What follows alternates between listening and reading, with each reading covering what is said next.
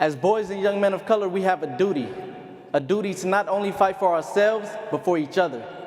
We need to address different systems that are rooted in patriarchy. We need to make space for trans folks, queer folks, indigenous folks, undocumented folks, and all communities that continues to be marginalized.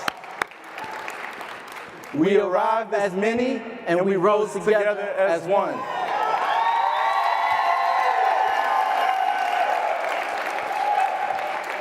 Okay, we got one more surprise for y'all.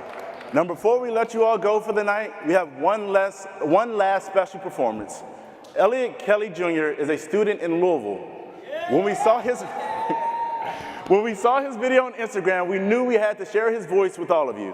Please welcome to the stage, Elliot Kelly Jr.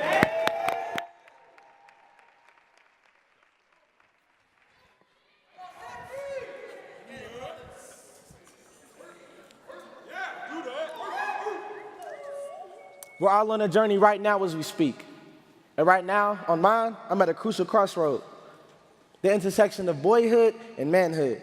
It may seem easy to choose one over the other, but the only thing natural in the life of the black man is to pull a Peter Pan and run away as fast as we can. For me, it's not because I want to be a boy forever, but because my life experiences has taught me that the last thing I want to be is a man.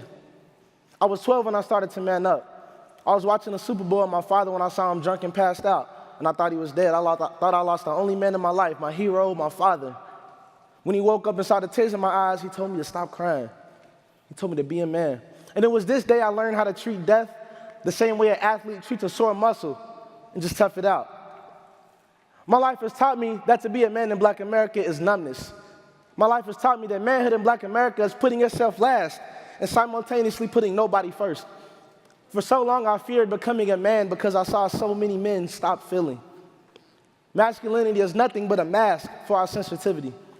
I've heard chains and whips are the things that make us feel the most free, but they're the same things that held us once captive. Our view of masculinity frees nothing but holds our emotions captive. Our mouths remain silent, but our souls are in sorrow, begging to cry out, and it's time for a release. This is to the men who are tired of not being able to say that they're tired.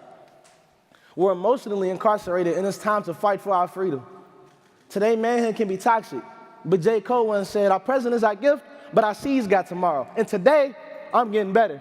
Today, I'm learning myself so I can feel again, so I can begin to heal, so I can talk to my nephew and my cousins and my future sons about more than sports and more than money.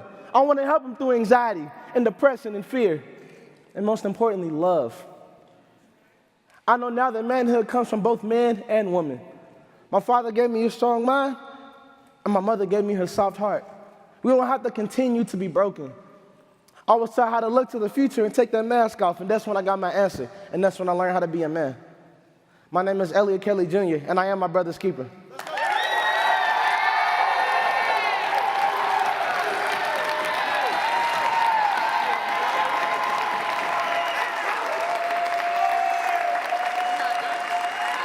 Thank you.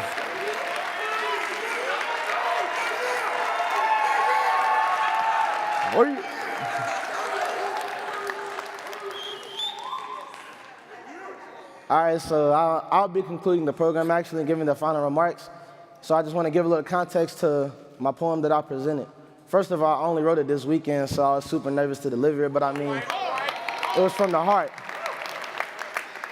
It was from the heart, and as long as it's from the heart and it's from the soul, that's all that matters. You're saying what's on your mind, and you're saying what God, I delivered the message that God gave me to say. And I just want to finish the conference by saying that everybody here is doing great work. Everybody here, you're all phenomenal, you're all brilliant, you're all great. So just keep doing what you're doing. But at the same time, I just hope my poem is a reminder to not only think about the people you're working with, but take time to reflect on yourself too.